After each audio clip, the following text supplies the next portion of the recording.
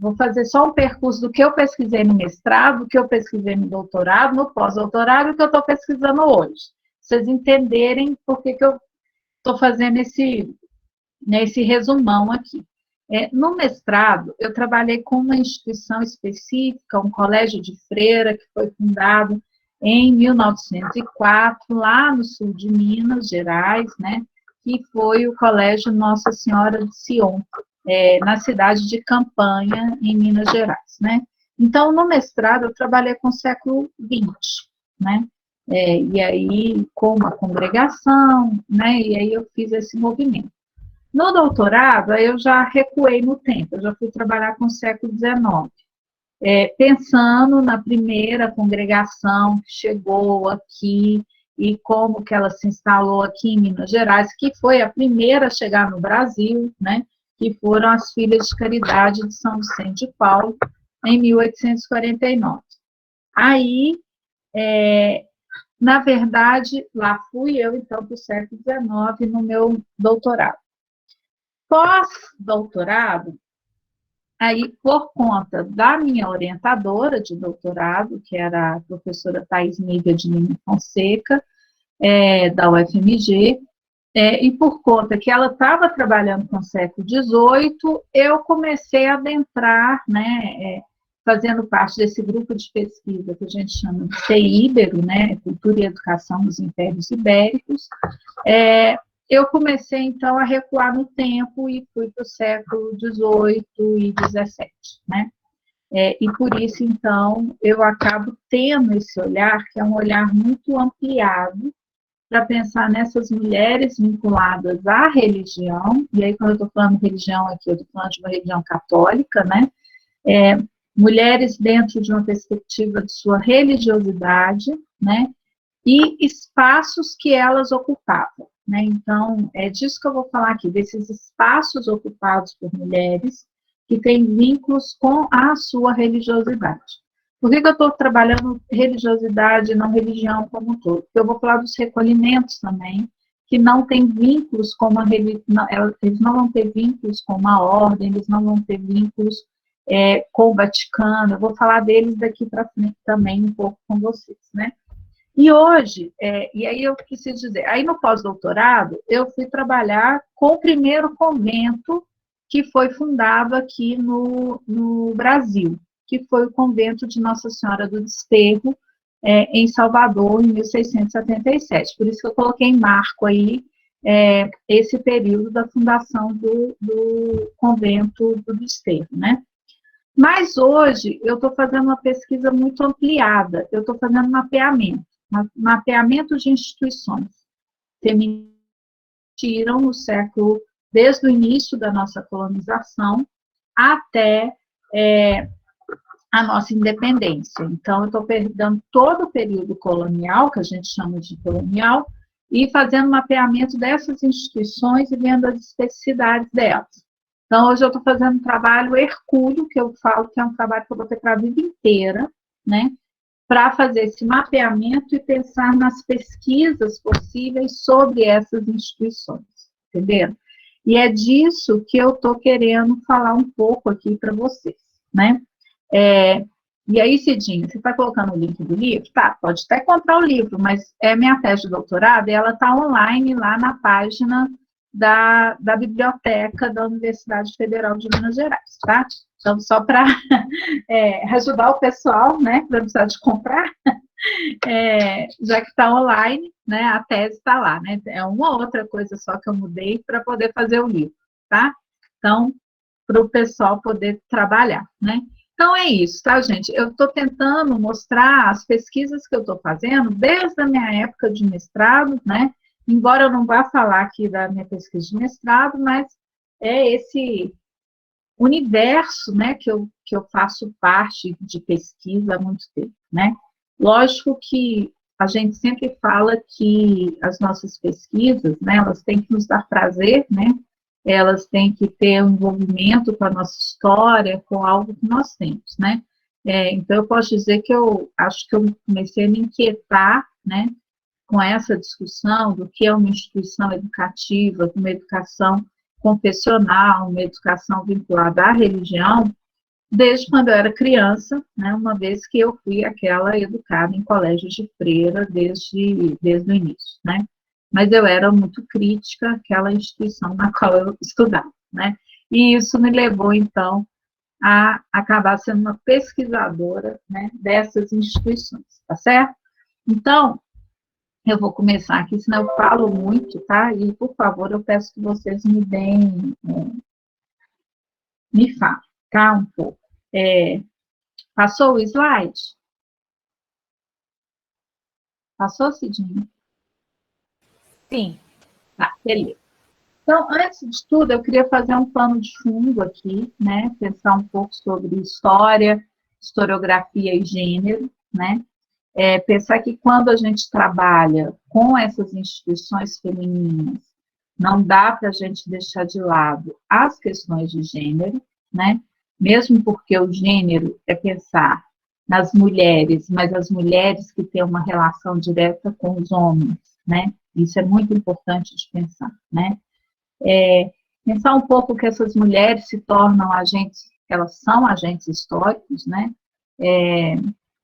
Mas que muitas vezes trabalhar com as mulheres é trabalhar com as entrelinhas dos documentos, é pensar nas diferenças que existem nessas relações entre os sexos, é pensar muitas vezes que essas instituições nas quais elas habitam, embora você possa ter até mulheres que são as abadesas, ou que são as regentes, né, ou que são as madres superioras, elas sempre têm um vínculo com o masculino, né, com homens que vão ditar, que vão colocar normas, com padres que serão confessores, que vão dizer o que elas podem ler.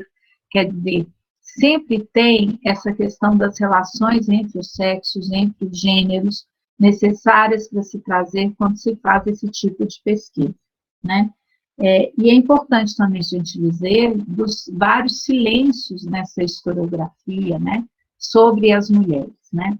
E talvez o mais importante é pensar a década de 70, né, que o movimento feminista faz com que um novo olhar, uma nova percepção para a história das mulheres, né? E nesse momento não se falava história das mulheres, mas história da mulher no singular, né? Ela vai tomando, se tornando diversa, né? As mulheres vão se tornando diversas nos diversos ambientes ao longo, né? Pós 1970, né? Mas no primeiro momento é um grande marco pensar na história da mulher, e depois a gente pode falar no plural, tá?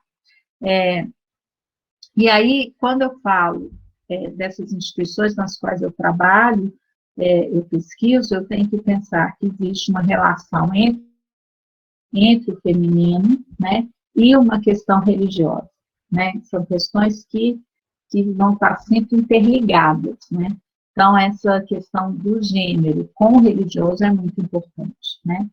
E eu vou ficar, né? Lógico que eu tenho que citar Michelle Perrot, né? Que é a grande historiadora de gênero, né? E ela vai dizer, né? A ideia segundo a qual a diferença entre masculino e feminino não é um dado natural e imutável, mas uma construção histórica e cultural, convém particularmente ao procedimento histórico.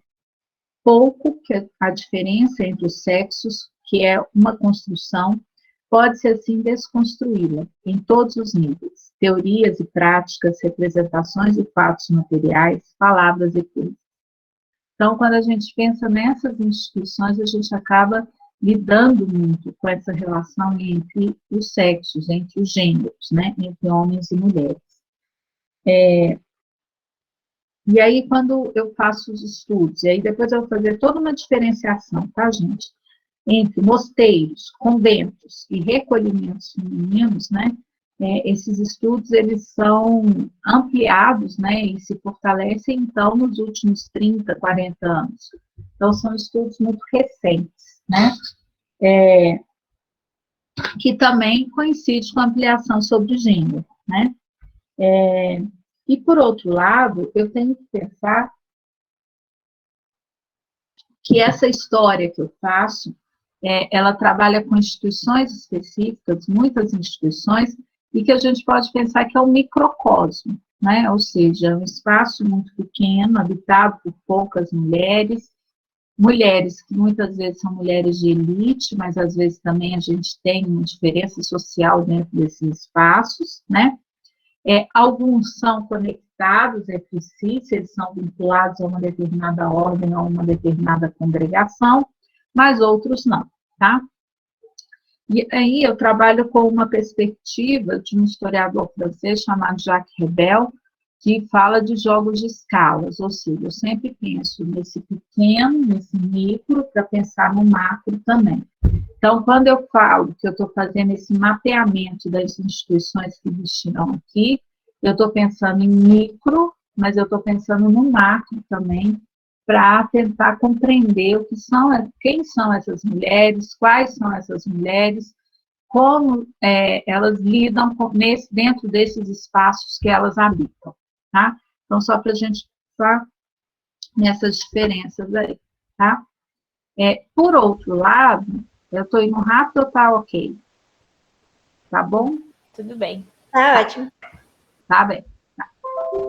Por outro lado, quando eu trabalho especialmente com o período colonial, né? E aí quem faz história aí, tem pessoas que fazem história aqui no grupo também, não tem? Tem. Tem de vários cursos, não é isso? Só para ter uma noção, assim. Beleza. Tá. Mas para pensar também das pessoas que se interessam pela história da educação, né? A questão de fonte é algo problemático muitas vezes, né? E quando a gente trabalha com esses períodos mais recuados, as fontes se tornam mais difíceis ainda, né? Primeiro, de acesso, segundo, de acesso e de leitura, né? Só dar uma a parte aqui, né? A Cidinha tinha dito antes que eu tenho esse trabalho de organização de acervos documentais, né? Eu já há algum tempo eu trabalho com isso, né? De organizar acervos, há algum tempo, vamos dizer assim, uns bons 15 anos, né? Por aí, eu tenho uma preocupação, não de ter o documento para mim, na verdade, de disponibilizar o documento para a maior parte das pessoas possíveis, né? Mas também essa questão de organização, de organizar acervos, significa também você ter que ter habilidades, né, de leitura paleográfica, ou seja, de leitura de documentos que são muito difíceis, né? Só assim, para ter ideia, tem um documento que eu fiquei um tempão atrás dele, um documento de 1754. Quando eu encontrei, o documento tinha 10 páginas, né? E aí eu fiquei um mês para ler o documento, um mês das minhas férias, né? Porque ele realmente era complexo, a letra precisava do documento, né? Então, foi um mês por conta dele, né? Então, falando das dificuldades, talvez esse seja um dos problemas também que espante, né, os pesquisadores para trabalhar com tempos mais recuados, né? Os documentos do 19 são mais fáceis, especialmente quando a gente trabalha com documentos de freiras, né? Porque tem uma caligrafia muito rebuscada, muito, né, cuidado com a caligrafia. Mas os do 18 já são um problema, né? Então, eu trouxe aqui só para vocês verem, aqui do lado direito, né, a escrita.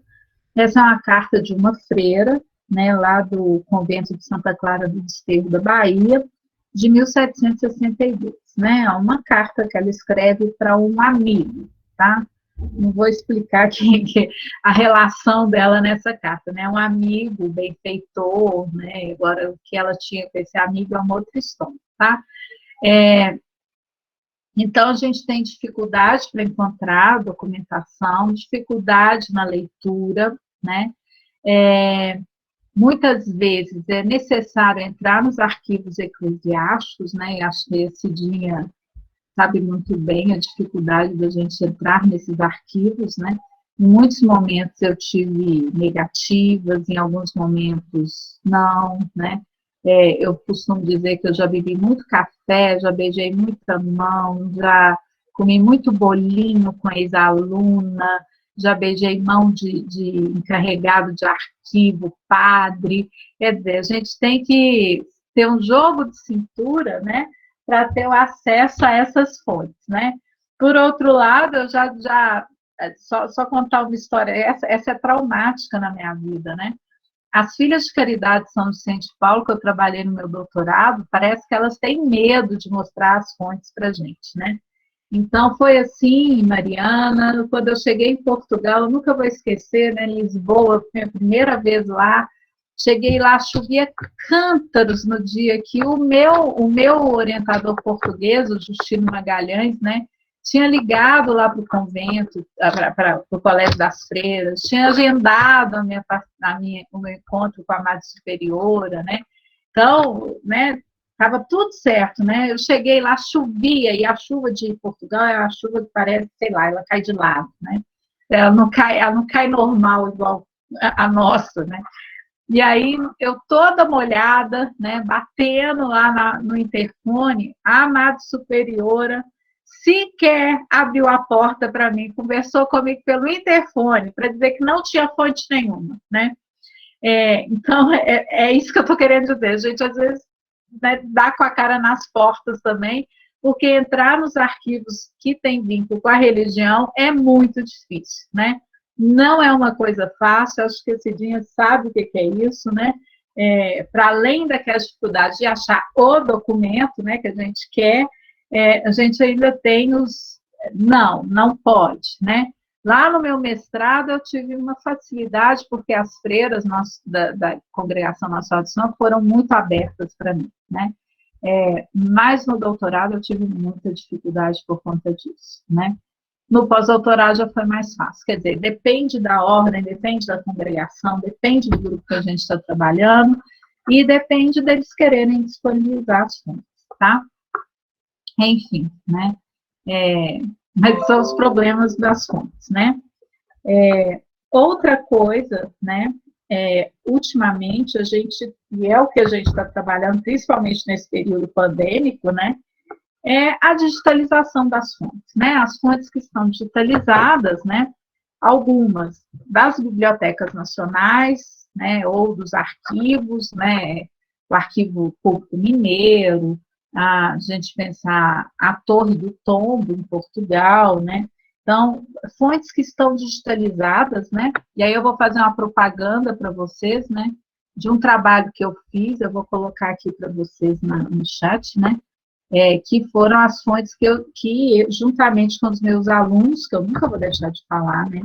E dar os louros a eles, né? Nós digitalizamos. Peraí.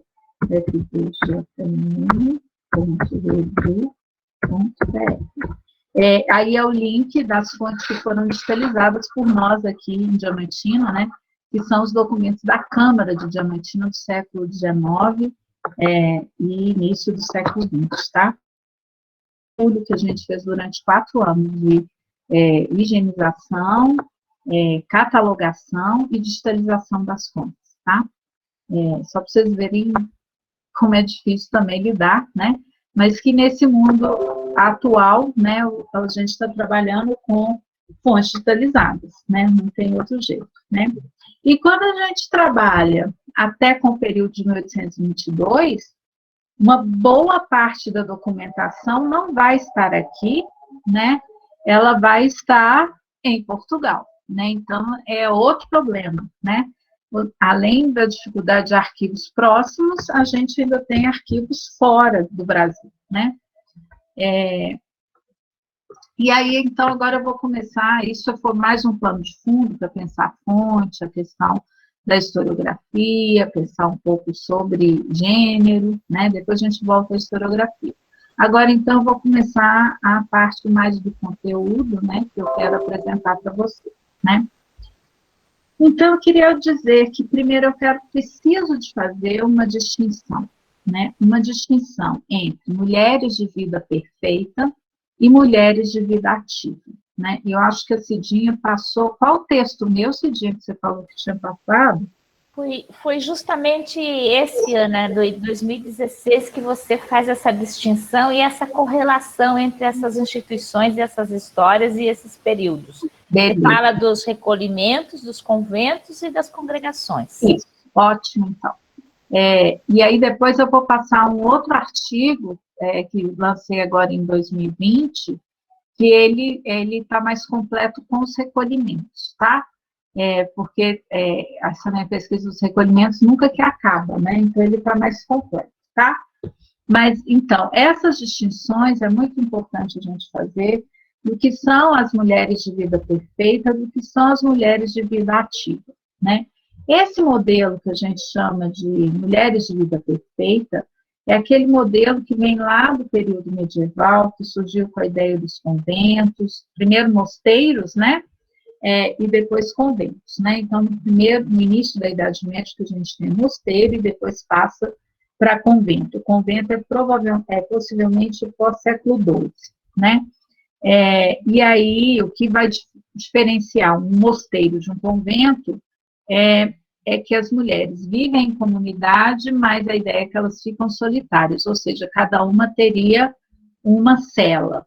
No convento, eles vivem em comunidade, mas elas vivem, por exemplo, o refeitório é comum, o quarto é comum, né? Então elas vivem mais juntas, vamos dizer assim, do que no mosteiro.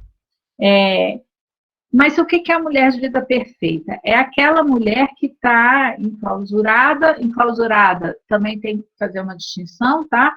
A clausura é século XIII, né, que começa quer dizer, já existia uma ideia de clausura, mas a institucionalização da clausura é no século XIII. Tem um artigo meu que está para sair, não sei quando, já foi aprovado, que eu estou discutindo a clausura específica, tá? E aí a documentação sobre a clausura lá no período medieval. Mas o que a gente tem, então, são essas mulheres que a gente chama de vida perfeita, porque elas vivem reclusas, né, dentro de um espaço, e que elas buscam a perfeição. Essa perfeição é algo que a gente pode até discutir depois, mas a perfeição seria o quê? Tentativa de alcançar um modo de vida superior a todas as outras, né?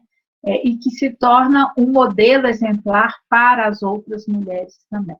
Então, essas são as mulheres de vida perfeita, né? Então, que estão em mosteiros e conventos, né? E esse modelo de vida perfeita é o modelo que vai predominar aqui no Brasil até a chegada das Irmãs Vicentinas em 1849, tá? Então, isso é importante a gente pensar também, né? Com uma outra alteração, mas elas vão tentar seguir esse modelo da vida perfeita. Geralmente são as ordens que vão ter regras, e regras que vão dizer o horário de levantar, o horário de dormir, o horário de rezar, e aí a gente entra em todas aqueles momentos específicos que as regras dizem. Desculpa, gente. As mulheres de vida ativa, que são um modelo que não é medieval, mas é um modelo que surge no período moderno, né? Então, já é diferente. É a utilização dessas mulheres para uma função que, vamos dizer assim, auxilie a religião a se fortalecer, tá? Elas são grandes instrumentos, essas mulheres de vida ativa são grandes instrumentos nas mãos da Igreja Católica para o fortalecimento da própria religião católica, né? E elas são misto, tá? Elas não são uma ordem, mas elas seguem determinadas regras. Elas são misto entre ser leigas, né, ou laicato, e as ordens, né? E elas, geralmente, elas não têm aquilo que se chama de voto perpétuo, que é o que está ligado às mulheres de vida perfeita. Elas têm que renovar o voto todos os anos, tá? Então, elas têm que ter uma cerimônia na qual elas dizem que querem continuar como religiosas, né? Tá? Então, essa é a diferença maior que eu quero fazer nesse momento das mulheres de vida perfeita e as mulheres de vida ativa. Nesse momento, eu vou trabalhar com as mulheres de vida perfeita, tá certo? Porque as mulheres de vida ativa, elas só vão chegar no Brasil no século XIX, então eu vou deixar para o final da minha fala, tá certo? Então, pensando um pouquinho, né, sobre essas mulheres de vida perfeita. E aí eu trouxe aqui, né, na verdade, essa ideia de que as mulheres são consideradas como mulheres mortas para o mundo, a partir do momento em que elas entram nesse espaço, né, que seriam os mosteiros ou conventos, né, e que seria como se elas abandonassem a vida aqui fora para entrar no mundo que não teria relação nenhuma com o mundo exterior, tá? Lógico, gente, que eu tenho um artigo também sobre isso aqui, né, da Inês, é morta. É o artigo que vai ser publicado agora, né?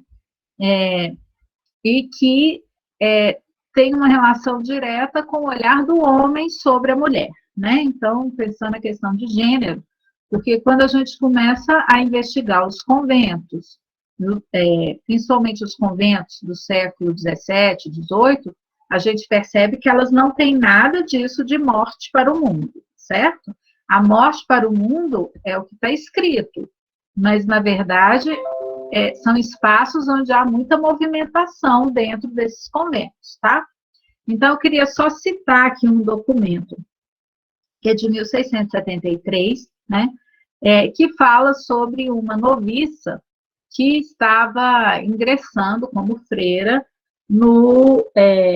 deixa eu lembrar aqui onde que é, em Évora, que estava, entrando lá no convento das Clarissas de Évora, tá? Santa Clara de Évora. E aí o documento diz assim: e Inês morre amante, prometendo nesta profissão enterrar-se viva e viver como morta, que a cela verdadeiramente religiosa não é casa para se viver, sepultura sim para se enterrar. Estado onde não se vê, não se ouve, não se fala, não é estado de vivos, é vida de mortos. E como esta é obrigação de uma religiosa, o convento de onde se recolhe não é casa para se viver, é sepultura para se enterrar. Bom, lógico que esse é o olhar externo sobre a vida dentro do convento, tá? Quando a gente começa a investigar os conventos, a gente percebe que lá você tem as regras que são postas, muitas vezes elas são reinterpretadas, elas são revistas. Muitos conventos que não permitem a entrada de homens, acaba deixando que homens entrem, né? Ou seja, são espaços em que elas leem muito, que elas escrevem muito, que elas saem muitas vezes daquilo que era proposto e visto para elas, tá? Então, eu estou tentando mostrar que isso não seria a favorita do rei. Quem colocou isso aí? Não entendi. Muitas vezes é comum a gente ver documentação que vai falar de mulheres que não seguem as regras, alguns conventos que são habitados por mulheres de uma aristocracia e que têm riqueza, e aí elas leem o que elas querem, elas fazem, se a gente pensar, o próprio convento do Desterro, ele vai ter, algumas freiras vão negociar, vão vender coisas dentro do convento, as escravas saem, compram os produtos e elas fazem pequenas lojinhas dentro de suas celas, né? Clássicas ideias, né? Já tem uma grande discussão aí historiográfica sobre os desvios dessas religiosas dentro dos conventos, né? Tem um caso clássico da Mariana Alcoforado, que era uma freira portuguesa, e que ela tinha um amante francês, e esse amante voltou para a França, e ela mandou algumas cartas para ele, essas cartas foram publicadas nos jornais da França, enquanto a Mariana ainda era viva, né? Ela não recebeu nenhuma sanção na sua vida religiosa, muito pelo contrário, ela se tornou até abadesa, né? Pós todo esse escândalo dela com seu amante francês. Isso no século XVII, tá, gente?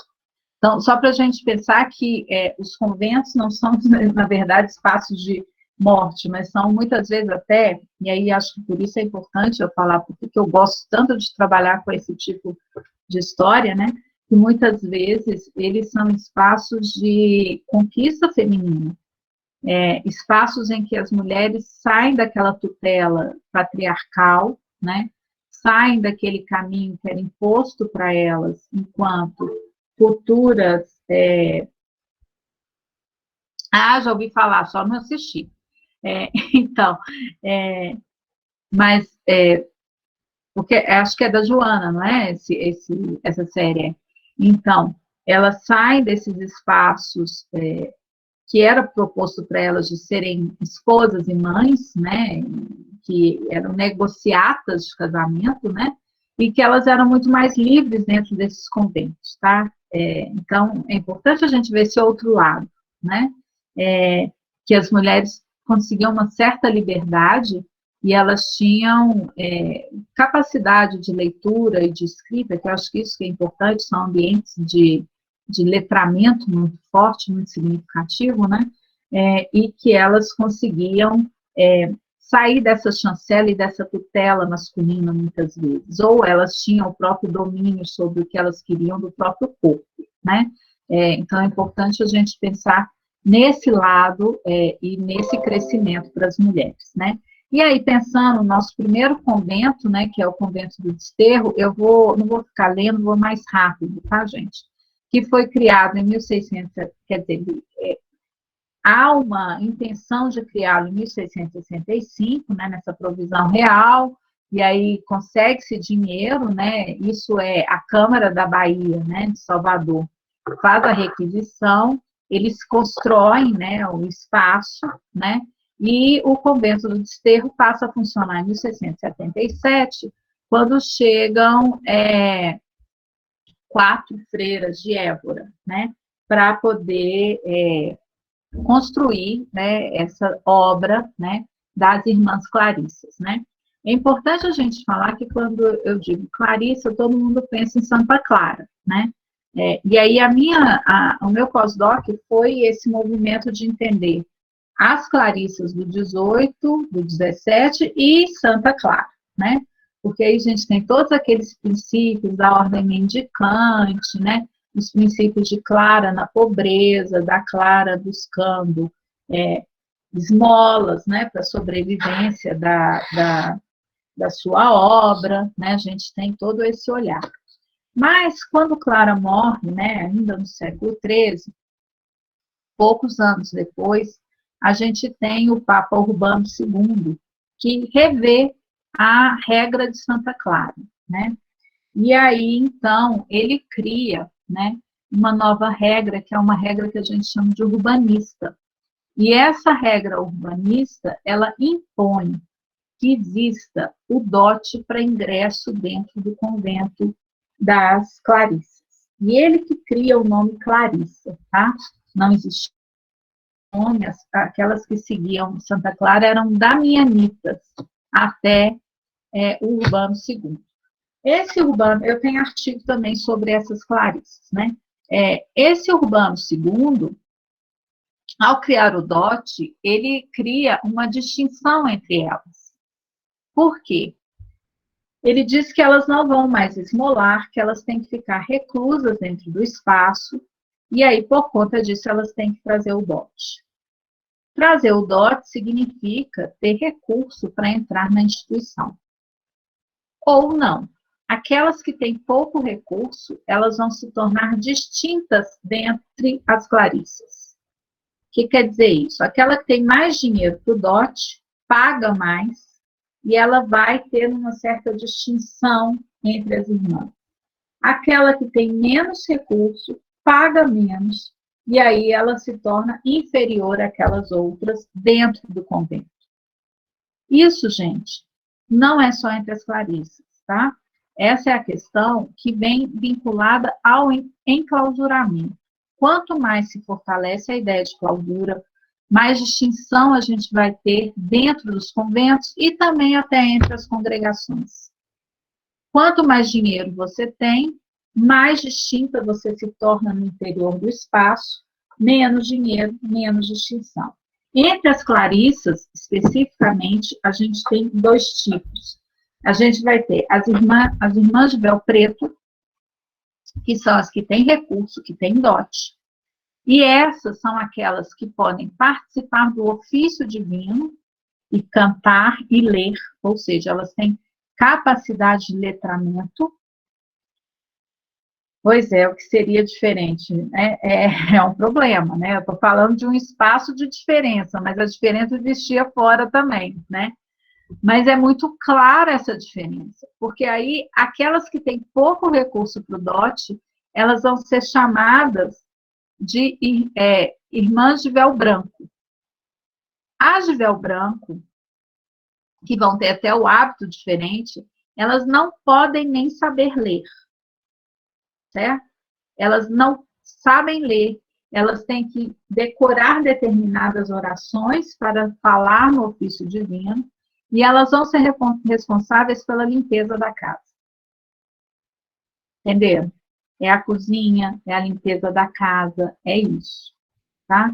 Então, a gente tem uma distinção social clara dentre os conventos, mas isso não vai só para dentro dos conventos, isso também vai para dentro das congregações, que eu vou falar depois. Tá? Só para vocês terem uma ideia, eu conheci freira que não sabia ler. Tá? Então, essa distinção que eu estou falando lá do período medieval, ela vai perpetuar nessas instituições, tá? E tem a ver com o recurso que cada uma tem para trazer o dote, tá certo? Então, isso é muito importante, né? E talvez seja algo que eu mais tenha cuidado para trabalhar sobre essas distinções, porque é perceptível em todas as ordens, é perceptível nas congregações, né? Isso, são as de coro e as conversas. As de coro seriam quem? Seriam as de véu preto, e as conversas são as de véu branco, né? E aí, nas congregações, a gente tem essas distinções também. Então, por exemplo, nas Irmãs de Sion, a gente tem também cor e conversa, e com roupas distintas. Só que as conversas, na congregação de Sion, que eu trabalhei lá no meu mestrado, elas são oriundas das Martinhas, as meninas pobres que eram educadas pelas irmãs, entenderam? Aí já não é a questão do dote, mas é na educação. O que vai diferenciar na congregação não é o dote que ela está trazendo, mas é o quê? O tipo de educação que ela vai ter antes de entrar para o noviciado. Entenderam? É essa distinção, tá? Tá claro isso? Tá, né, Cidinha? Sim, Ana, só uma questão. E é o Papa Urbano II que institui esse sistema? Não. O Papa Urbano II, ele vai ser responsável por fazer essa distinção para as clarissas, tá? Mas aí, deixa eu lembrar o nome do outro Papa. É um outro Papa que vai instituir para todos, para todas. E mais 13, eu não vou lembrar ele agora. Eu preciso pegar o artigo para poder lembrar. É ele que vai instituir para todas. E aí, se a gente for lá no Concílio de Trento, do século XVI, ele reforça o dote e a clausura. Entendeu? Então, o que eu estou tentando mostrar, a distinção existe no interior de todos esses espaços que eu estou falando. Talvez não exista dentro dos recolhimentos. Talvez, tá? Porque isso é algo que eu ainda estou pesquisando. Alguns eu já detectei que existia, outros eu não consegui perceber ainda. Tá?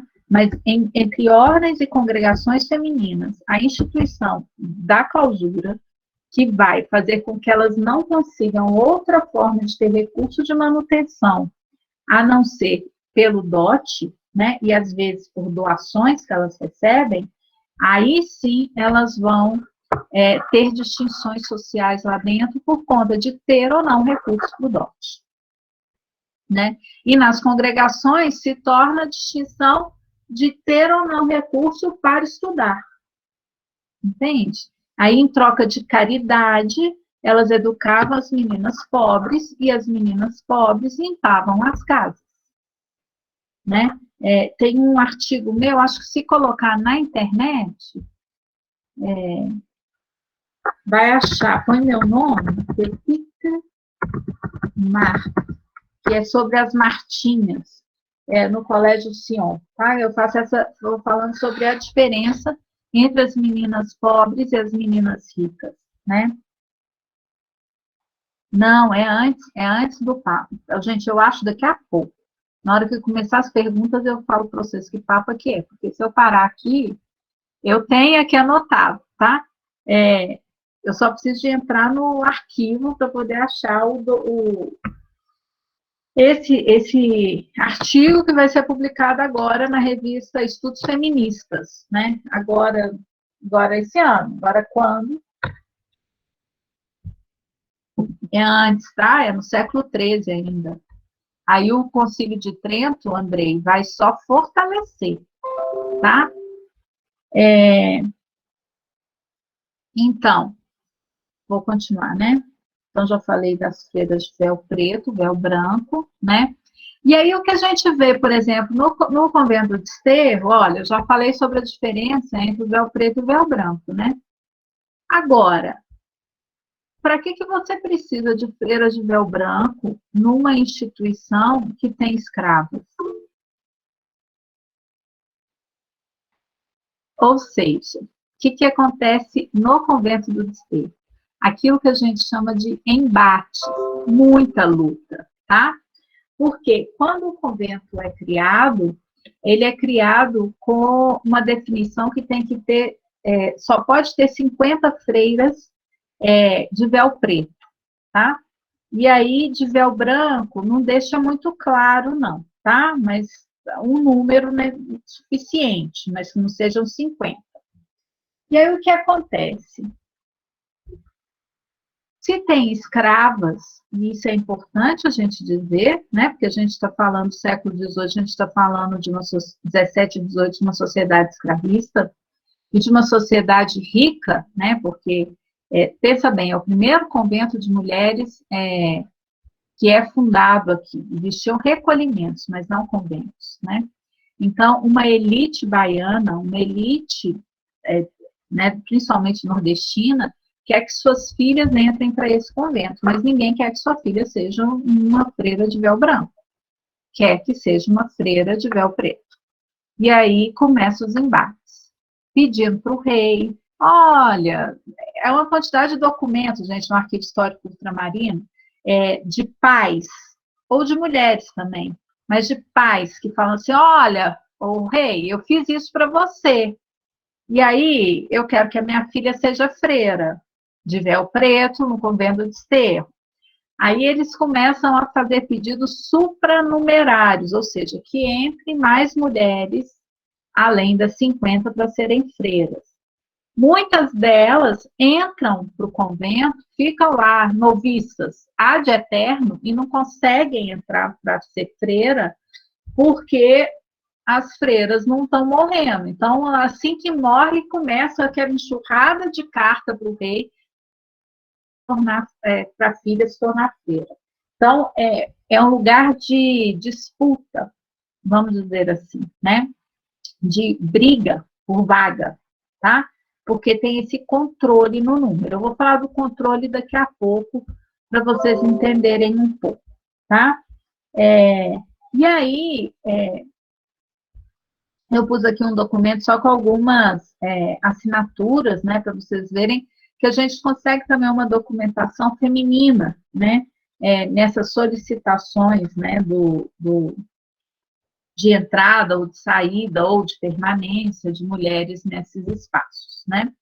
E quais tipos de escrita a gente encontra nesse tipo de documentação, né? E quais tipos de escrita a gente encontra nos conventos, né? A gente pode pensar 3 tipos de escrita. Uma que a gente chama de doméstica institucional, né? Que seria aquela do dia a dia, né? Principalmente na administração da casa, né? E aí, como são? A gente não tem que pensar que é uma escrita que a gente faz hoje na administração da nossa casa, tá, gente? Mas é uma escrita muito forte, e muitos documentos. Por quê? Porque elas têm dotes, elas têm terras, elas têm doações, doações de casas que se tornam alugadas. As freiras do desterro, elas emprestavam dinheiro a juros, né? Elas eram ricas, tá, gente? Elas não eram pouca coisa, né? Elas eram mulheres de uma elite baiana, né? E mulheres que tinham muitos recursos, tá? Então, elas têm escravas, e aí você tem dois tipos de escravos, você tem escravas da casa, escravas individuais. Essas escravas individuais, elas saíam do convento, né?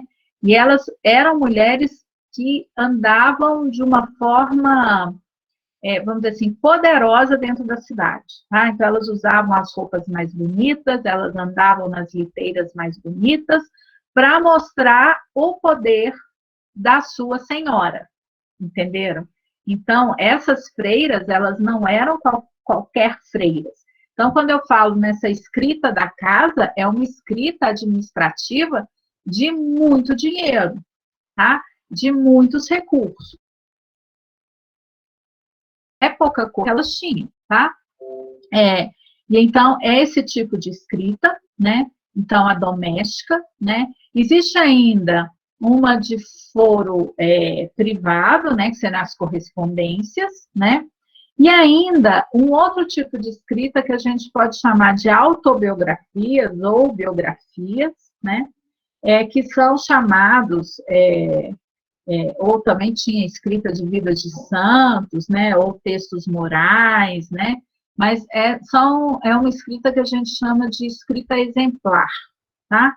E geralmente esse tipo de escrita tinha uma relação direta com os seus confessores.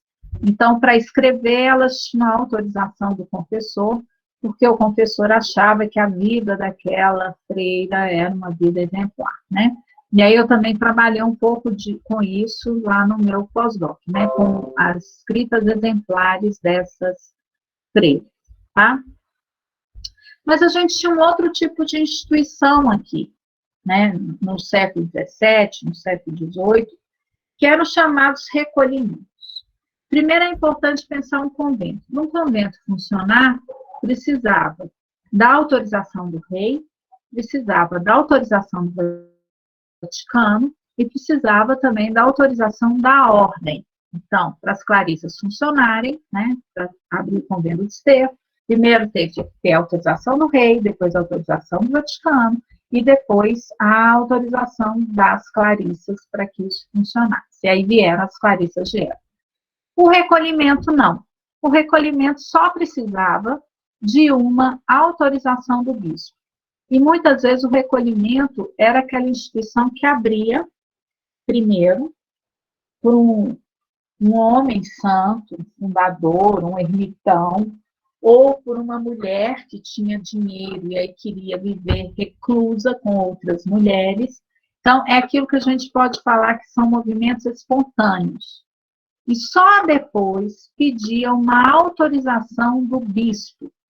Então, para funcionar, precisava de uma autorização do bispo e talvez conseguia uma autorização do rei, tá? Mas isso também muito depois de funcionamento. Alguns com 30 anos é que conseguia a autorização do rei de Portugal, tá? Então, eu trouxe aqui uma definição do dicionário do Blutot, que é um dicionário do século XVIII, né? Um dicionário português, em que ele fala o que é um recolhimento, né? Eu acho que diz muito do que a gente está fazendo nesse momento, né? E eu pus de propósito, tá? Recolhimento, retiro, o não sair de casa, o fugir de ser visto. Nas mulheres, o recolhimento é o pregoeiro de sua honestidade. Recolhimento religioso. Quem uma vez largou o mundo, não se torna a meter nele.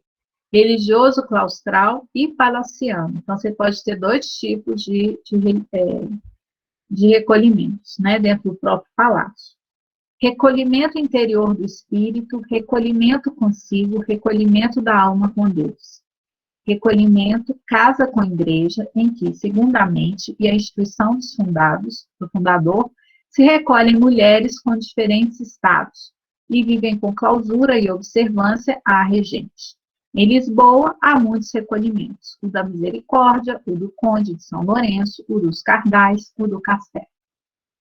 Então, é uma casa em que mulheres se recolhem, que às vezes tem uma igreja, às vezes tem uma capela, às vezes tem um oratório, tá? É essa a ideia. E aqui no Brasil, a gente vai ter muitos, eu vou mostrar para vocês, tá bom? Muito mais do que conventos. Por quê? Para mim, todas essas instituições, enquanto uma historiadora da educação que sou, né, tanto conventos quanto recolhimentos, são instituições educativas, independente se elas propõem uma escola ou não, tá? Elas educam para a religião numa perspectiva de educação mais ampliada, né? Que foge à ideia de só educação escola, né? Então, elas propõem uma determinada religiosidade, um jeito de ser, elas educam, inclusive, para as atividades domésticas, né? E, especialmente, esse modelo dos recolhimentos, já no final do século XVIII, que isso é um estudo que eu estou fazendo agora, né, e estou percebendo, a gente está vendo uma valorização e ampliação de práticas educativas escolares nesses recolhimentos, tá? Muito mais do que nos conventos, né? E aí existe uma certa intencionalidade de educar, preparar mulheres, não só para o estilo de vida religioso nesses recolhimentos, mas também pensando em prepará-las para a maternidade e o matrimônio, né? Então, a gente começa a perceber já na segunda metade do 18, final do 18 principalmente, ao aparecimento de escolas anexas a essas instituições, tá? Por outro lado, esse mapeamento que eu faço, ele é muito complexo, porque existem estudos dispersos, tá? E que muitas vezes são, por exemplo, estudos da área de história, que vão trabalhar com a escrita dentro desses espaços, a leitura, mas, ou a questão econômica, mas que não vão tratar esses espaços enquanto instituições educativas, né? Que é o que eu bato na tecla o tempo todo. Por que a gente tem mais recolhimento do que convento aqui no Brasil, colônia, né? Primeiro, porque precisava de uma autorização do rei. Segundo, porque a gente tem o alvará de Dom João V, né, em 10 de março de 1732. Nesse alvará, proíbe-se a entrada de mulheres, ou melhor, a saída de mulheres, né, da América Portuguesa e envio delas para Portugal, né? Por quê?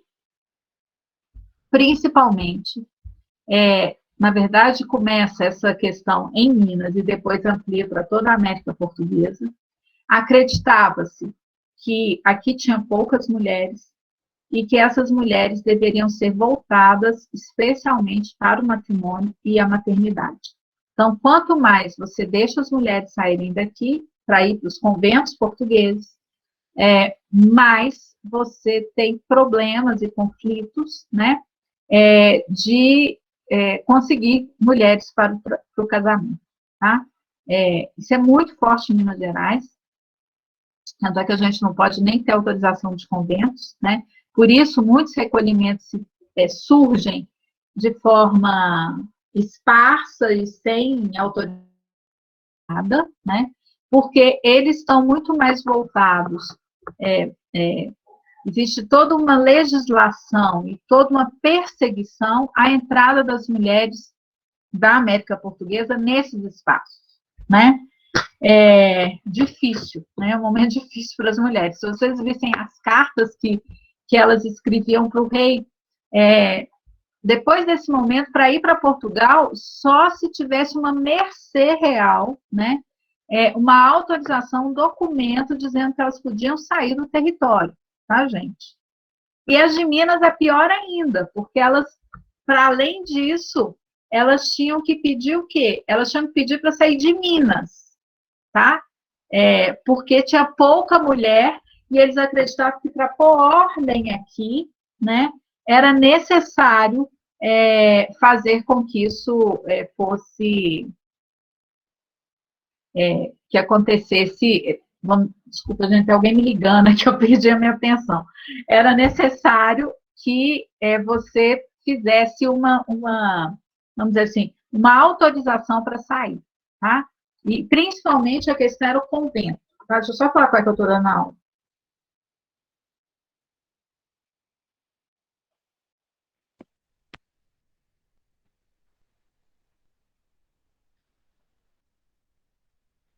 Troca de sala.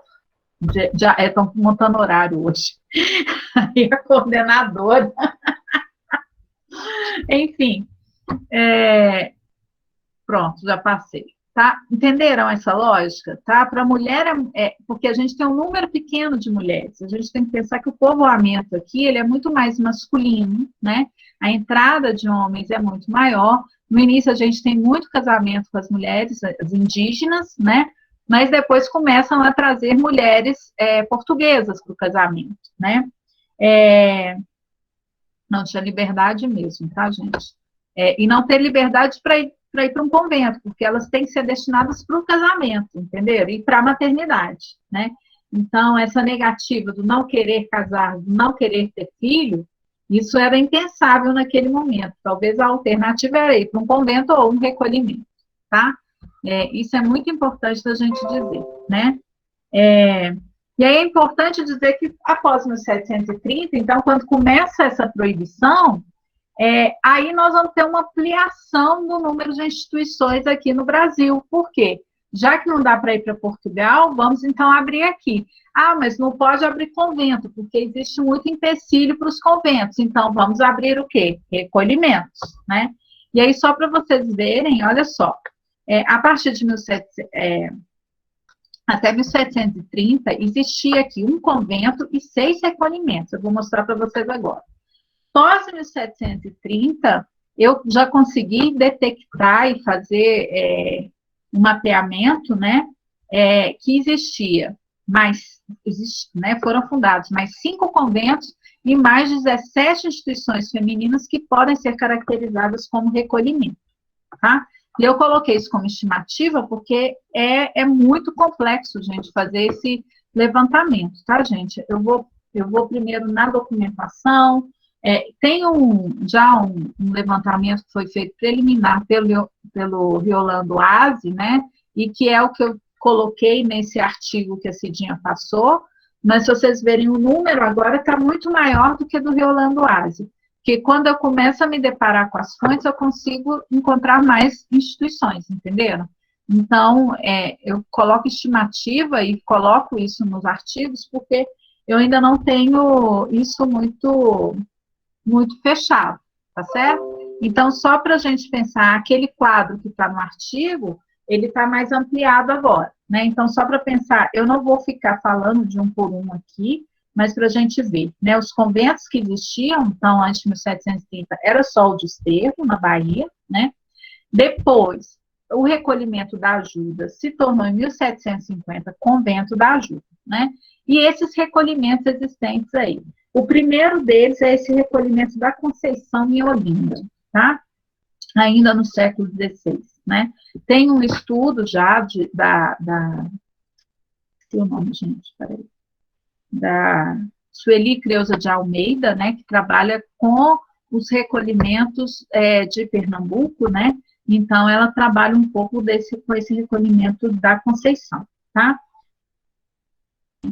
Vocês estão vendo que tem nos grandes centros, né, muito em Salvador, né, Salvador, Pernambuco, Rio de Janeiro, São Paulo, Minas, né? Que aí já é o primeiro recolhimento. Minas teve só 2 recolhimentos nesse período, um depois aqui em Diamantina, que eu também ainda estou investigando, tá? Após 1730, aí vem essa reca de recolhimentos e conventos, né? É importante dizer que os conventos só vão ser abertos na Bahia e no Rio de Janeiro, tá certo? Não tem convento em outro espaço, tá? No restante da América Portuguesa é o quê? É recolhimento, né? Essa casa de oração do Vale de Lágrimas, né? Aqui em Minas, fica aqui perto de Diamantina, e é uma que eu tenho, né, caro apreço, vamos dizer assim, que eu investigo bastante, né? Então, fazendo algumas alguns levantamentos, né?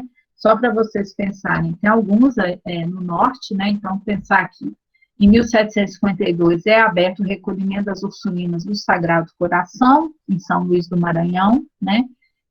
E que depois passa a se chamar Nossa Senhora da Anunciação. Posso até falar um pouco sobre essa mudança, né? E aí você tem, no Pará, o recolhimento das educandas do Pará, mas já no século XIX. Eu acho que ainda tem muito para se investigar sobre esse recolhimento, né? Pensando no que está próximo de vocês, assim, né? Mas não são muitos, né? Mas tem um número razoável, né? Quais são as principais características dos recolhimentos, né? Existe uma pressão da população local, né, da Câmara, né, ou de indivíduos isolados para a implantação de instituições de reclusão femininas na América Portuguesa. Aí o que a gente pode pensar é uma pressão de mão dupla, vamos dizer assim. De um lado, existe a coroa dizendo que as mulheres têm que casar e ter filhos. Do outro lado, existem as famílias, que precisam de dar dotes para os casamentos. Então, muitas famílias acham que é muito mais importante e que é melhor ter alguém dentro de uma instituição religiosa e que, né, dê prestígio, poder, e reze, e celebre, e ajude essa família a alcançar uma certa, vamos dizer assim, um certo poder religioso, né? E que muitas vezes o dote para entrar para essas instituições é mais barato do que o dote do casamento. E, por outro lado, também, dependendo da família, você casar uma filha com alguém de uma classe social inferior ou que tenha menos recursos é perder prestígio no século XVIII, tá, gente? Eu estou falando nesse período. Então, o que acontece? A gente tem dois movimentos. De um lado, a pressão do poder do rei português para que as mulheres casem, e, por outro lado, famílias que tentam driblar, tá? E driblar de forma muito clara, muitas vezes, tá certo? Então, por exemplo, a gente encontra documentação de pai que quer que 5 filhas entrem no convento, né? Falando que não tem dote para os casamentos, mas tem para os conventos, né? Só que existe um porém, elas só podem entrar se elas realmente quiserem, demonstrarem intenção, devoção. Se elas não demonstrarem, elas não vão, tá? Elas não vão poder entrar. Tem pergunta aí? Não, né, gente? Não? Posso continuar? Pode continuar, professora. Tá bom. Então, o que a gente tem é um número superior de recolhimentos, porque é mais fácil de fundar, né? Os conventos vão ser fundados nessas sedes administrativas, né, Bahia e Rio de Janeiro, geralmente eles são com moças de elite, né, e os recolhimentos nas sedes das demais capitanias, e somente aqui em Minas, né, que a gente pode falar de recolhimentos que são rurais, tá? E vão abrigar mulheres com intencionalidades diversas. Vou falar dessas mulheres agora, tá? O Reolando Asa e a Valéria Rezende, eles fazem essa categorização, tá? Mas eu vou explicar que muitas vezes essa categorização não é muito o que acontece, tá? Então, a gente pode ter o recolhimento para meninas, né? Que geralmente vão receber, por exemplo, índias, órfãs, ou aquelas separadas da família por algum motivo, né? Até a idade do casamento. Geralmente isso é nas santas casas. O recolhimento do Maranhão também surge assim, né? Aqueles que são considerados para moças ou mulheres decaídas, é o termo, tá, gente, usado, que são aquelas rejeitadas pela sociedade, madalenas arrependidas, né? Também são chamadas de recolhimento das madalenas, né? E seria, por exemplo, Igaraçu, em Pernambuco, recolhimento da Paraíba, São Raimundo Nonato, em Salvador, Santo Amaro da Purificação, na Bahia, tá? Tem também aqueles que são para mulheres desejosas de uma vida na oração e na penitência, né? seriam, às vezes, viúvas, aquelas que são abandonadas pelos maridos, né? Seriam, por exemplo, as viúvas do Sergipe, né, que é chamado, ou de Itaipu e Niterói. E tem aqueles também para mulheres destinadas à vida monástica, que queriam mesmo uma vida de contemplação, de vida perfeita, tá? Que são a grande maioria, principalmente Macaúbas, em Minas Gerais, teria esse modelo, e isso é até 1750, tá, gente? Pós 1750, o que a gente tem é uma diversidade, às vezes uma instituição abriga vários tipos de mulheres. Então, por exemplo, você pode ter numa instituição meninas que o pai foi para Portugal e não tem onde deixar sua filha e deixa ela ali. Você pode ter mulheres que os homens não querem mais, mulheres casadas cujos maridos querem se ver livres delas, então manda as mulheres para os recolhimentos, né? Você pode ter mulheres viúvas, você pode ter mulheres que, tudo dentro de uma mesma instituição, tá? Essas Madalenas, você pode ter tudo isso dentro de uma mesma instituição, tá? Não necessariamente nessas especificidades que é proposta pelo Yolanda Oasi e pela Valéria Azevedo, tá? E aí, gente, eu vou falar rapidamente disso aqui, porque o tempo já está urgindo, né, Cidinha? Não sei quanto tempo eu posso falar. No último encontro, o Tiago ocupou com a exposição dele até às 18 horas. Então não posso ir, né? Tá bom. Pode. Tá. Então, assim, eu queria falar um pouquinho sobre uma especificidade a partir de 1750, né? Lógico, começa um pouco antes, mas nessa segunda metade do 19, que tem relação direta com o padre Gabriel Malagrida, né, que é o jesuíta, né, que vai andar aí pela região toda, né, e que ele vai trazer a regra das irmãs ursulinas para a América Portuguesa, né, e ele vai ser responsável pela fundação de várias instituições, né. Então, um seria o recolhimento das Ursulinas da Soledad, em Salvador, que depois se torna Convento da Soledade, o recolhimento do Sagrado Coração de Jesus em Garaçu, em Pernambuco, né?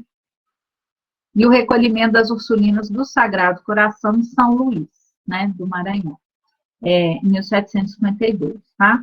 E, além disso, é fundado também um outro convento, que é das Mercês, em Salvador, por uma mulher, tá? Chamada Úrsula Luísa de Montserrat, que faz parte da elite baiana, que ela consegue de cara fundar o convento, né, a Mercê Real para fundar o convento, e já institui essa regra das ursulinas, é muita força para ela, né?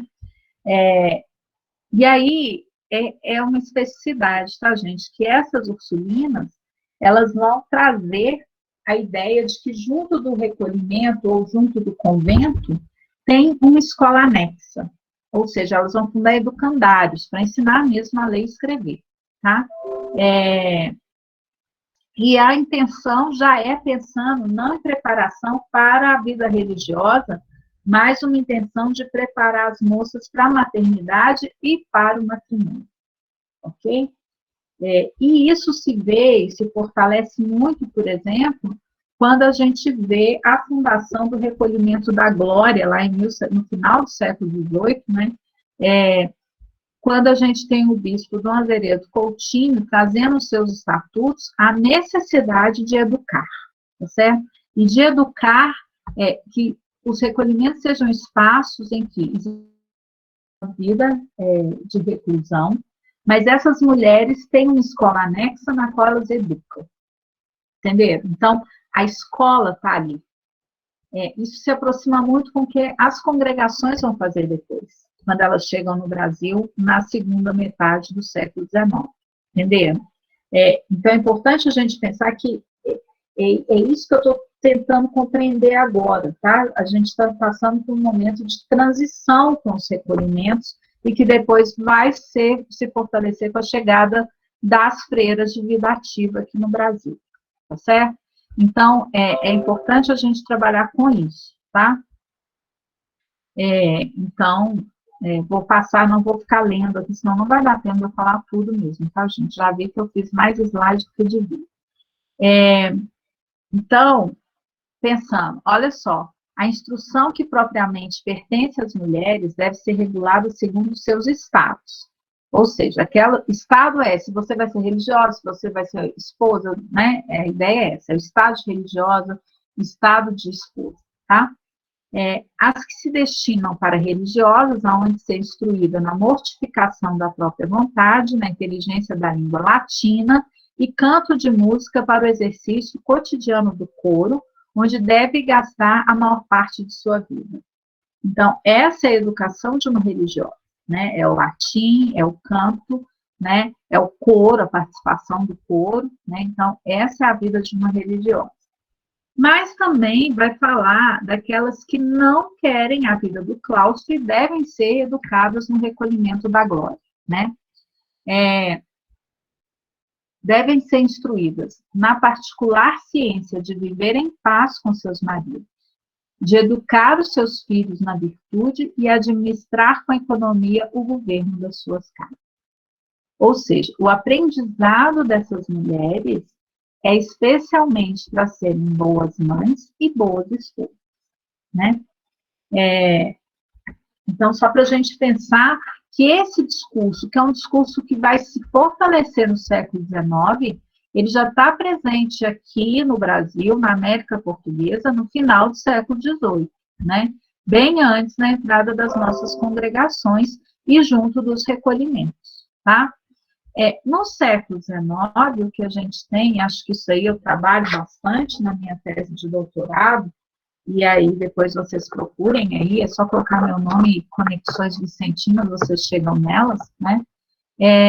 A gente tem aquilo que a gente pode chamar de ideias liberais, que são as ideias políticas, né? E que tenta, por um lado, limitar o poder, principalmente o poder da Igreja Católica, né? E também aquilo que a gente chama de ideias ultramontanas, que são aquelas ideias que defendem, ou que a gente também pode chamar de catolicismo romanizado, mas defende a força da Igreja Católica, né? Então, o século XIX, os embates entre política e religião são muito fortes, e isso é muito forte também no Brasil, tá? E aí, qual é a grande questão? Os ultramontanos, aqueles que defendem a Igreja Católica, eles vão utilizar dessas mulheres de vida ativa para manutenção do discurso católico, tá? Que eu estou tentando mostrar. A educação da mulher no século XIX, especialmente a educação da mulher pelas mãos da Igreja Católica e pelos colégios de freira, tem uma relação direta, mas direta, com o fortalecimento da Igreja Católica. Então, amplia-se o número de escolas, porque o século XIX é um momento em que tem o discurso, tanto político quanto religioso, a necessidade de educar a mulher, mas é uma educação da mulher numa perspectiva de fortalecimento da igreja, tá? No momento em que a igreja está perdendo fiéis. Então, a mulher se torna um grande instrumento nas mãos dessa igreja, né? E aí, pensar um pouco, né, essas congregações, né, as mulheres de vida ativa que surgem lá no século XVII, principalmente no período moderno, né, no XVI, desculpa, né, principalmente nesse momento que elas aparecem como mulheres que vão ser caritativas, que vão cuidar dos pobres, né. No século XVII, a gente vai ter o surgimento da Congregação das Filhas de Caridade São Vicente de Paulo, né, fundada em 1633 pelo São Vicente e a Luísa de Marilac, né? Tinha uma vertente masculina, aquela questão importante, né? Porque tinha a vertente masculina, que era a Congregação da Missão ou os Lazaristas, e as irmãs vicentinas, elas eram vinculadas diretamente à congregação masculina. Então, existia o superior geral era da Congregação da Missão, né? Então, era ele quem direcionava, quem autorizava a ida delas para os espaços. Então, ele é o grande, o superior geral, ele é o grande detentor da força, do poder, né? E lógico, ao lado masculino sobre o feminino, né? E aí, pensar um pouquinho nessa vida ativa dessas mulheres, né?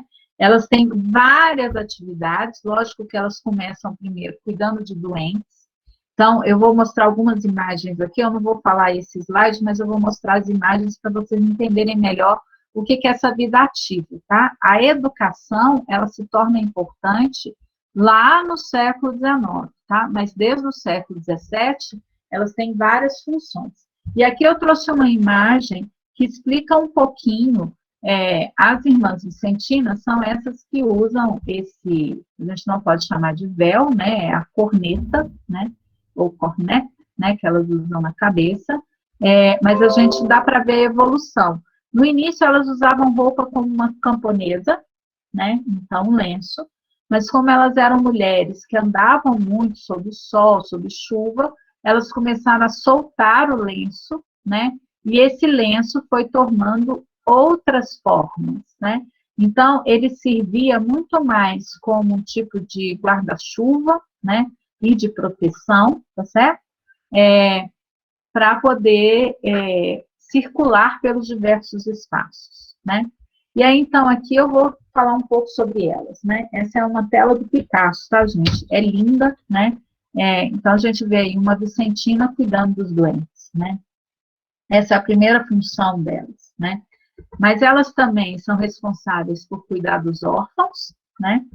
E aqui, mais cuidado com os órfãos, então elas vão ter vários orfanatos, ou que eram chamadas salas de asilo, né, lá em Portugal. Elas também vão cuidar de presos, né, então aqui é o cuidado com presos.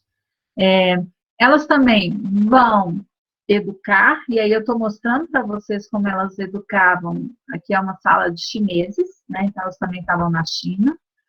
Elas também vão cuidar dos pobres, né, então aqui é um dispensário. E elas também cuidam dos velhos, né, então asilos de velhos. Mas elas também vão para a guerra para cuidar dos doentes. E elas também são consideradas, né, é importante dizer, porque para além delas serem consideradas as primeiras enfermeiras por cuidar dos doentes, elas também são consideradas farmacêuticas, né? Porque para cuidar dos doentes elas criam remédios, né? Então elas também têm esse cuidado, tá? Mas a função principal delas é o cuidado principalmente com a educação. E esse daqui foi um quadro que eu fiz lá no meu doutorado, que mostra a expansão delas, né? Inicialmente, elas começaram na França, no 17, né? Mais ainda no século 17, elas já foram para a Polônia. No século 18, elas conquistaram a Espanha, a Itália, e no século 19, elas ganharam o mundo, né? Então, toda essa parte de um verde mais... um verde meio esquisitinho aí, né? O século XIX, né? Aquilo que a gente fala que elas tentaram, que eu trabalho com a ideia de uma educação globalizada. Então, elas tinham manuais que eram utilizados em todos os lugares por onde elas iam, tá? Elas tentavam ter o mesmo jeito de ser, né? Em todos os espaços por onde elas iam. E aí, existe uma ideia dos círculos concêntricos, que foi proposto pelo professor Ivan Manuel, da Federal de São... gente, não é de São Carlos, não, Da Unesp. Da Unesp de Franca, isso. E aí, o professor Ivan Manuel fala desses círculos concêntricos, né?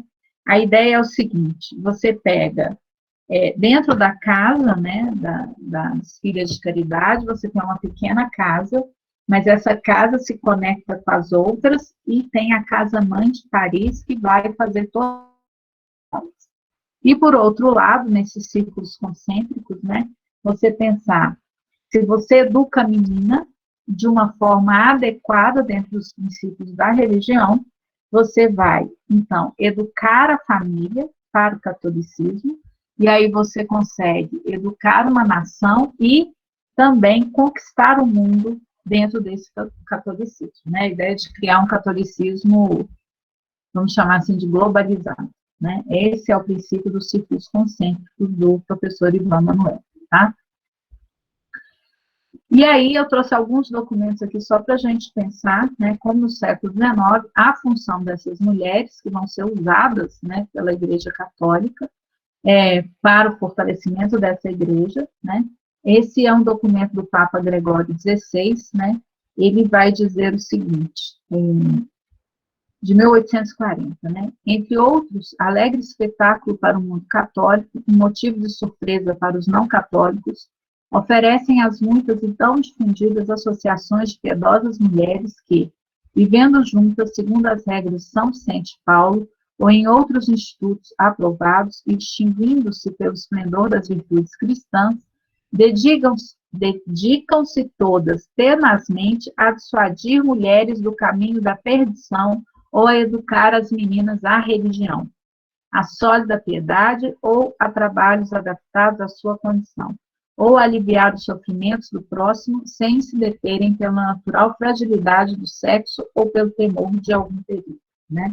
Então, são mulheres que vão circular pelo mundo e vão ser responsáveis por educar meninas, especialmente para a religião, mas dentro da perspectiva de boas mães e boas esposas religiosas, pias, né? E aí, só para pensar que a principal função dessas mulheres, dessas filhas de caridade, isso daqui é um documento escrito pelo padre Etienne, que era o superior da congregação da missão, né? E ele vai falar que eles, né, na verdade, é uma grande obra que elas têm, né? E fala que, olha só, essa é uma grande obra desculpa, gente, de regeneração, desculpa, regeneração das mães de família, que as filhas de caridade chamadas para operar e que, consequentemente, deve conduzir à regeneração das famílias e das nações em favor da religião. Se vocês forem fiéis à graça de sua santa vocação, terão a certeza de que fornecerão para a igreja a conversão de uma multidão de infiéis e hereges e que irão ampliar o reino de Jesus Cristo. Já não podemos duvidar, pois vemos que todos os lados estão chamando a missão de vocês, especialmente para confiar a vocês a educação de meninas, né? Então, é por meio disso que você consegue vincular, né? E aí, o primeiro colégio das Vicentinas aqui vai ser o Colégio Providência, fundado em 1849, em Mariana, tá? E aí, volta aqui um documento da Madre Superiora lá de Paris, escrevendo para a Superiora do Brasil, né? Insisto ainda para afirmar que a educação da juventude é a obra mais importante e acrescento que o bom Deus, tendo aberto para este meio uma porta para as irmãs do Brasil, parece querer que esta obra permaneça a obra das irmãs, né? E aqui é um mapeamento que está lá naquele texto, né? É um mapeamento da chegada das congregações aqui, né? Pós as Vicentinas, e foi feito pelo trabalho do Beoso, que está naquele mesmo livro da vida religiosa no Brasil, do qual eu tirei do Rolando Ares, né? Que é um trabalho antigo e que eu acho, Cidinha, que esse mapeamento tem que ser feito, né? Refeito, tá? Mas que não vou ser eu que vou fazer, porque eu já estou presa lá nos recolhimentos, né? Então, né? Inclusive, Ana, tem duas coisas aí do Veoso que a gente já pode atualizar em termos de data das congregações. Depois eu passo para você, viu? Beleza, beleza. Porque aí isso não é mais comigo, né? Eu não vou mais entrar nas congregações, né? Embora ando orientando, né, sobre congregações, mas, né? E aí, para finalizar, porque eu quero finalizar mesmo, eu trouxe aqui só a questão do Concílio Vaticano II.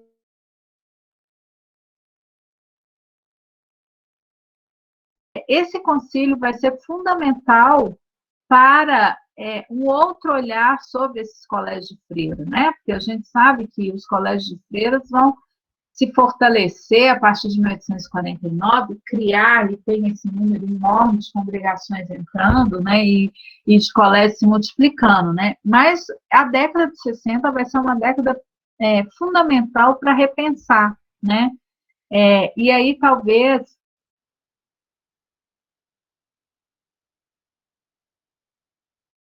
um fortalecimento de uma industrialização, né? de enfraquecimento de uma produção agrícola, né, que a maior parte dessas meninas que iam para colégios internos eram filhas de fazendeiros, né, então, que a gente vê algo muito claro vamos dizer assim, de um outro olhar, um outro discurso sobre a educação feminina, especialmente no colégio de Frio, né? Então, acho que esse Concílio Vaticano II, que vai fazer com que as mulheres revejam o seu carisma, né, nas congregações e nas ordens, vai fazer com que muitas dessas instituições se fechem, tá? Então, é só para fechar mesmo, mas isso é só para pincelar, porque tem lá no artigo falando sobre isso, tá? Enfim, terminei, Cidinho. Falei demais, né? E corri demais. Não, muito obrigada, Ana. Então, agora a Lana que vai fazer a parte da mediação das perguntas, né, Lana? Não sei se você conseguiu ver no chat o que já saiu. Consegui, sim. Na verdade, ficou... Olá, meu nome é Alana, tudo bom? Estarei mediando o debate agora. Ficou aquela pergunta do Papa, ficou pendente, qual era o Papa que tinha sido... Só um minuto, vou achar ele agora. Certo. Enquanto a professora procura para dar a resposta, vocês podem ficar à vontade no nosso chat para deixar mais perguntas ou mais considerações. E vou aproveitar para passar também alguns avisos.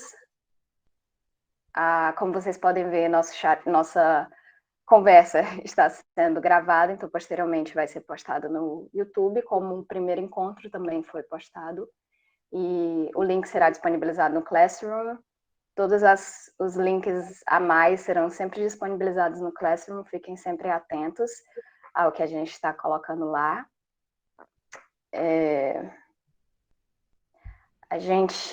Eu queria pedir também, que a gente está fazendo um teste quanto à frequência, e aí a gente estava utilizando uma extensão, mas para garantir que realmente todo mundo está... realmente o registro de que todo mundo está participando e não deixar ninguém de fora, que às vezes a gente acaba ficando na mão com alguns recursos, algumas tecnologias. Eu gostaria de pedir que vocês colocassem o nome de vocês no chat como registro de presença, só para a gente fazer esse teste e esse controle, certo?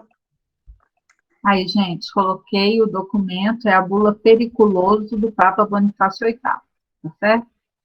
E aí, esse documento, ele traz algumas informações que eu acho importante. Ele diz o seguinte, olha só, citando a bula, tá?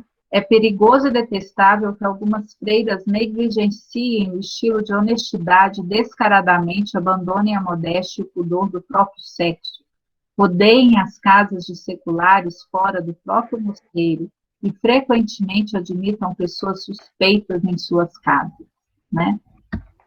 E aí ele vai ser o responsável por instituir aquilo que a gente chama de clausura perpétua, e que vai ser reafirmado, né, no Concílio Vaticano II, tá bom? Desculpa por não lembrar desse Papa, tá bom? Ana, eu perdi o nome do Papa.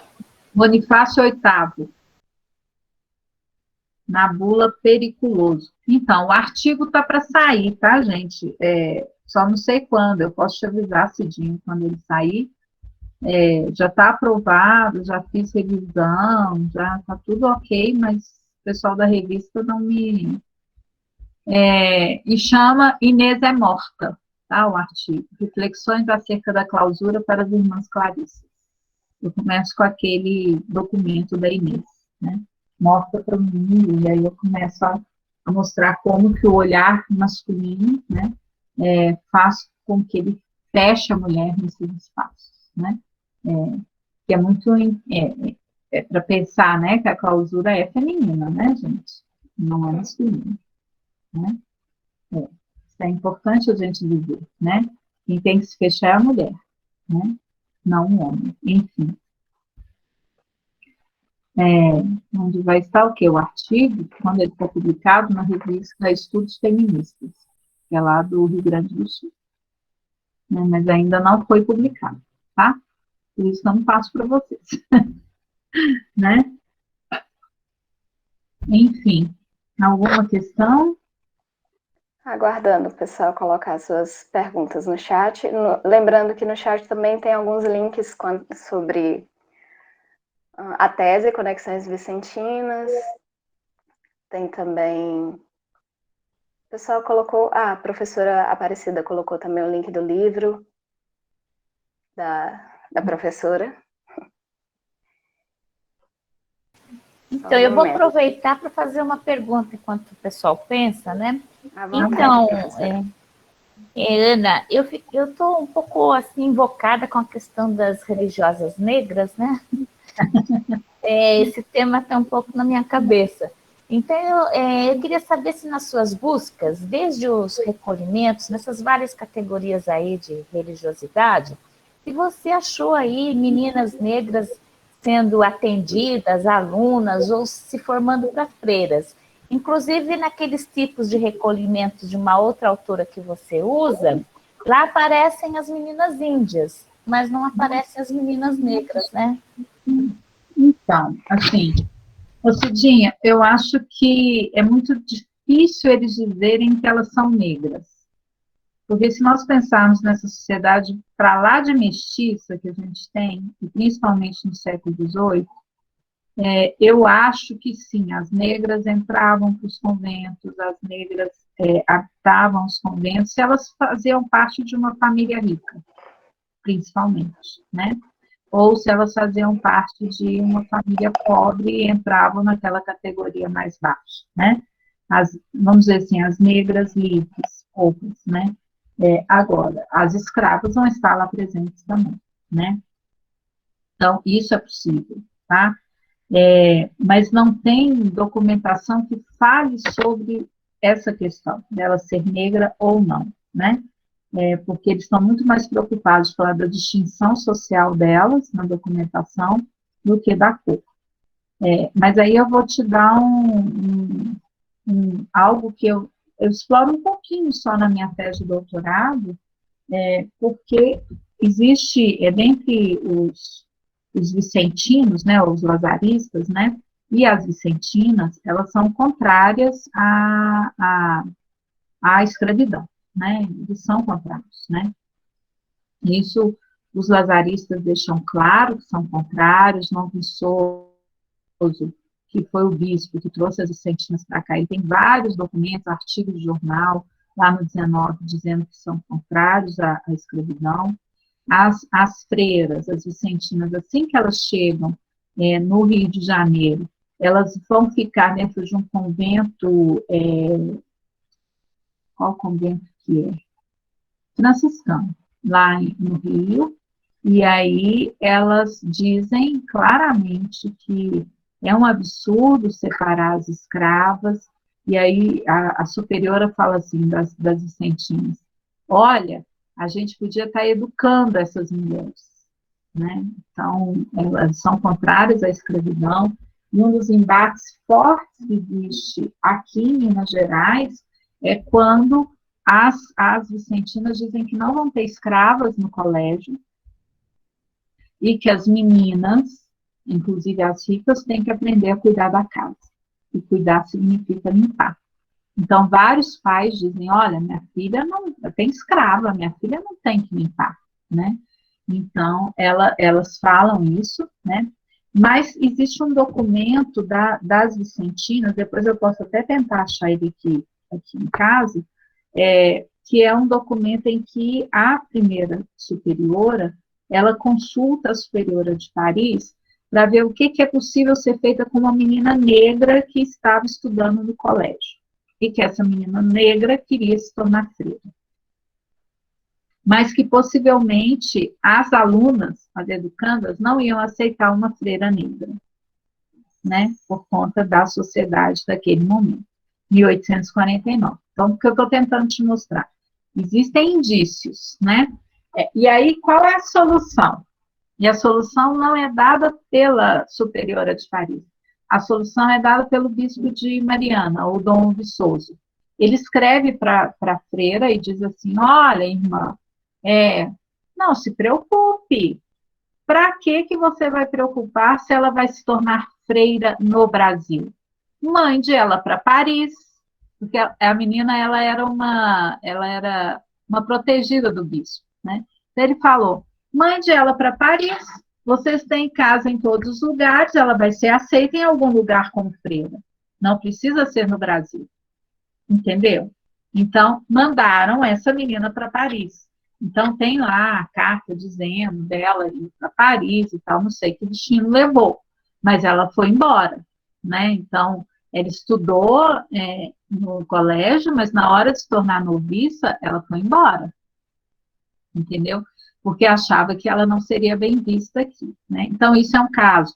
Um outro caso que é possível a gente pensar, você citou aí a Chica da Silva, né?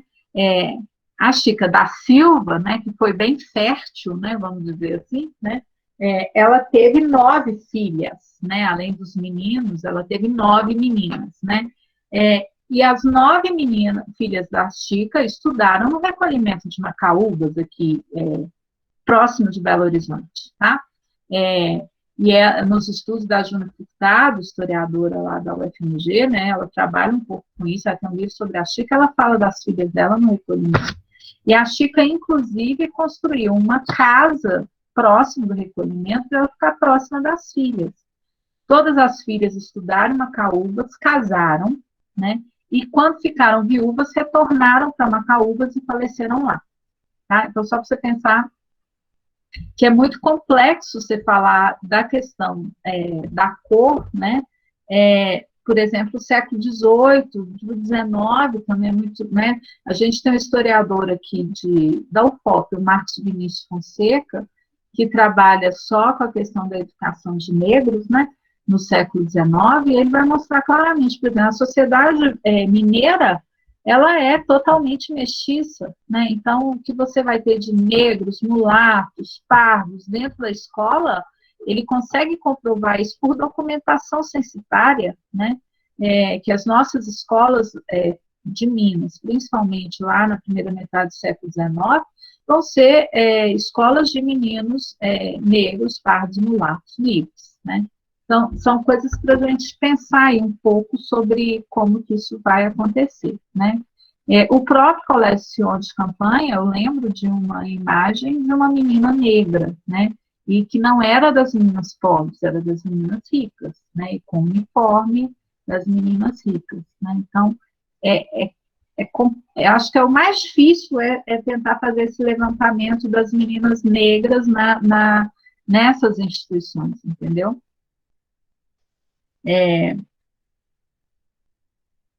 As capuchinhas, né? 1904. Não foi, né? A primeira que foi criada aqui, é isso que você quer dizer, Gersina?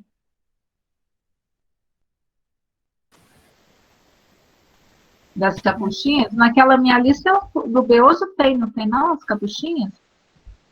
Acho que sim. Não tem? Tem as capuchinhas italianas, mas a data eu acho que está errada, não tive tempo de conferir. Porque as que chegam no Maranhão. A data eu acho que tem algum problema, mas eu não tive tempo de ir atrás disso hoje. Porque as capuchinhas italianas é aquelas que eu já te falei, inclusive, que foram os capuchinhos que vieram e tem a vertente das Clarissas aqui em Minas, né? Que vem também italianas, né? Nesse momento ali do início do século XX. Mas eu não tenho, Gersina, eu realmente não tenho conhecimento, tá? Nos meus estudos eu não vi o caso das capuchinhas, e aí tem que ver isso. É isso que eu falei, essa lista tem que ser mais revista, né? Mas é que você, Ana, no artigo, você não recorta a data que a Gersina está falando. Eu vou até 1900. Mas está correta, em 1904 elas são fundadas lá em Belém do Pará, né? As capuchinhas brasileiras. Agora, as italianas, elas vão para o Maranhão, em Alto Alegre, trabalhar com as meninas indígenas, aí que a data do Beoso tem que ser revista, e eu não tive tempo de conferir, não quero falar uma coisa errada. Entendi, entendi. É, o livro está por aqui, eu tenho que achar e também olhar, né? Para ver esse erro. Eu acho, por exemplo, eu vi muitas falhas no Violando Aze, né? Mas por quê? Foi um levantamento preliminar, não tinha contato com todas as fontes como a gente tem agora, então era outro momento, né? E aí eu também fui atrás dos estudos dispersos sobre cada uma das instituições.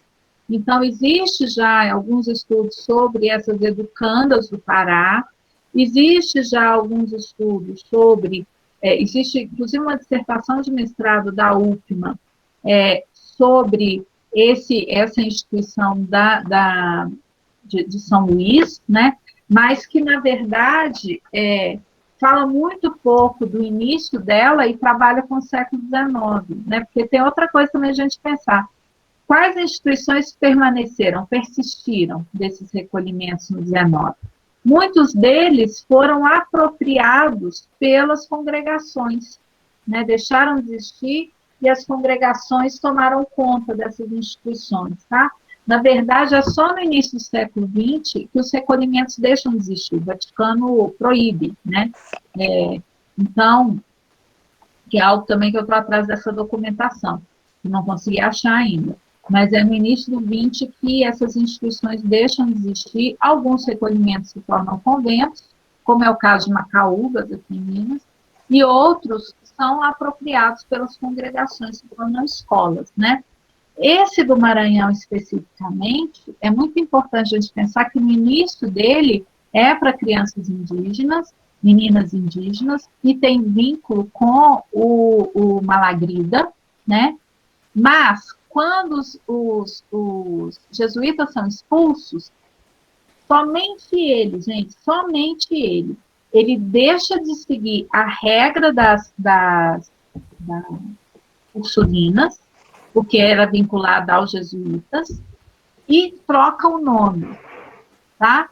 Quer dizer, eles não querem ter nenhum vínculo com os jesuítas. Tá? Então, é uma instituição que se reformula total. E como? O que acontece? No início, é criado para as indígenas, mas, como não tem outra instituição, começa a receber meninas ricas, meninas que não são indígenas, e, por fim, vai perdendo esse caráter de educação menino, de um tipo específico. Que é aquilo que eu falei, acaba virando um misto, né? Alguém levantou a mão aí, quem é? Fui eu. Eu sou juniorista das Irmãs Missionárias Capuchinhas. E aí, só para dizer que, assim, até onde eu sei, se não for a primeira congregação instituída brasileira, é uma das primeiras. Mas eu vou verificar direitinho e vou trazer essa informação no próximo curso. Espera só um minuto. Vou pegar aqui o Beoso e aí a gente confere isso rapidinho. Então, mas enquanto a Ana pega o Beoso, tem algumas coisas que a gente acaba lembrando bem, né? A lista do Beoso não confere. A terceira congregação brasileira são as Irmãzinhas da Imaculada Conceição, que elas se como que a gente fala? Elas mesmas dizem que foram fundadas em 1890.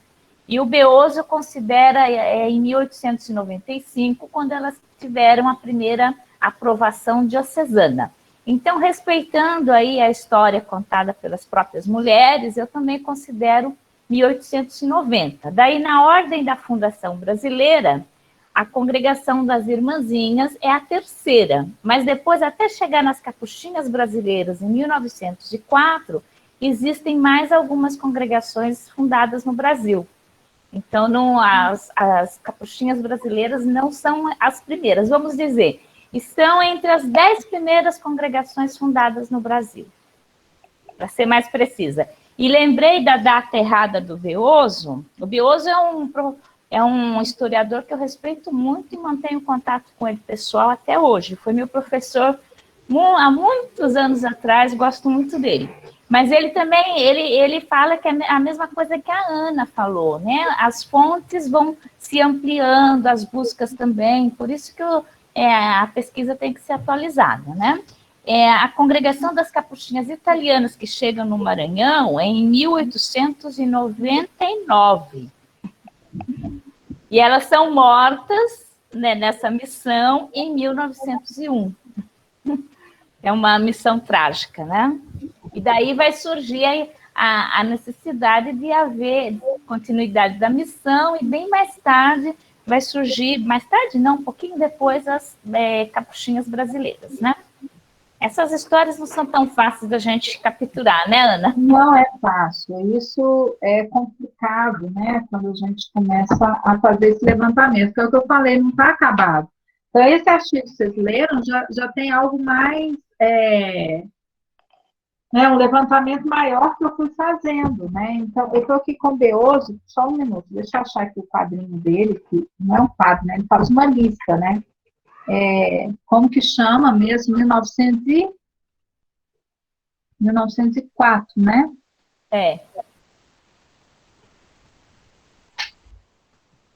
Só para a gente pensar que aí é a chegada deles, né?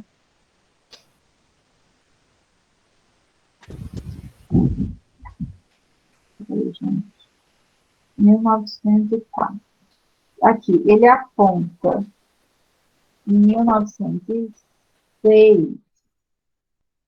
Em 1904 não aponta ninguém. Aí ele coloca Franciscanas de Nossa Senhora do Amparo, Congregação das Irmãs, em 1906. Enfim, mas eles colocam no Brasil a Carmelitas da Divina Providência, em 1899.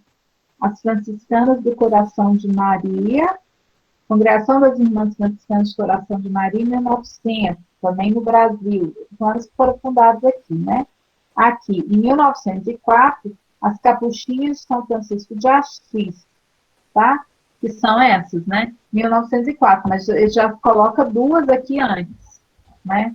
Elas não são as primeiras, e na verdade tem aqui, antes, em 1895, a Imaculada Conceição, Irmãzinhas da Imaculada Conceição, que são efetivamente as primeiras, e tem essa Irmãs Auxiliadoras de Nossa Senhora da Piedade, em 1892. Então, quer dizer, elas não são as primeiras, elas são, pelas contas aqui, seriam as quintas. Como que eu falo? As de número 5. Tá? Quíntupla. Quíntupla, não sei. Enfim, essas daí de número 5, né? Talvez, né? É muito complicado elencar essas questões de quem veio primeiro, ainda mais com a escassez de documentos, você acaba perdendo algumas informações e fica realmente meio que complicado você reclamar essa certo, uma Antônio? prioridade, mas é realmente esse pioneirismo, vamos dizer assim. Mas não deixa de estar entre as primeiras, ou de estar, porque além disso, os documentos, às vezes, eles só registram as informações de forma oficial, e às vezes elas já estavam antes fazendo trabalhos que não foram registrados, ou que não se tem respaldo desses trabalhos, então é muito relativo, às vezes. Então, olha só, a referência do Beoso é um artigo, um capítulo dentro do livro, A Vida Religiosa no Brasil em Focos Históricos, que foi organizado pelo Violando Arce, tá? É muito relativo, gente. Vocês viram que eu falei, olha, no meu artigo que vocês leram, tem um levantamento. Hoje eu já tenho outro levantamento, entenderam? Então, muda muito. Quer ver? Eu vou mostrar, já tem um outro artigo que eu lancei em 2020, que eu falo só de recolhimentos. Vou postar aqui para vocês, tá? Referência. Revista da UEL.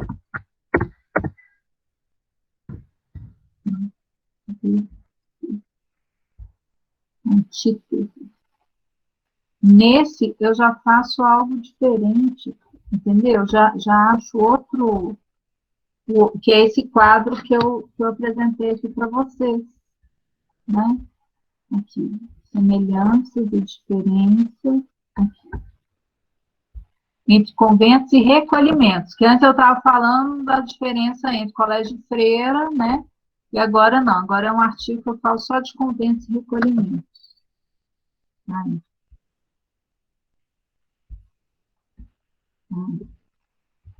É muito fácil, gente, achar meus artigos. Põe meu nome entre aspas, vocês acham um monte de artigo meu. Um monte não, né? Que eu nem escrevo tanto, não. Tem tempo, não. Coordeno curso, né? Agora vou escrever um artigo sobre as ursulinas no Brasil, tá? E eu vou acabar entrando um pouco nessa discussão do colégio, né? Desculpa, do recolhimento do Maranhão, né? Tá bom? Mais alguma? Certo. Acredito que não tenha mais nenhuma pergunta.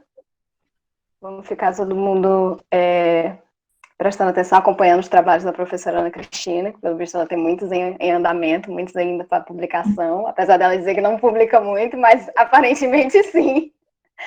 E eu acho que a Antônia levantou a mão, está aqui registrado que a Antônia está com a mão levantada. E a Gersina? Já falei. Ah, certo. Então, só a plataforma deixou registrado. Então, acho que a gente pode se encaminhar para o encerramento, correto? A Aldeane, que está encarregada de dar o tchau.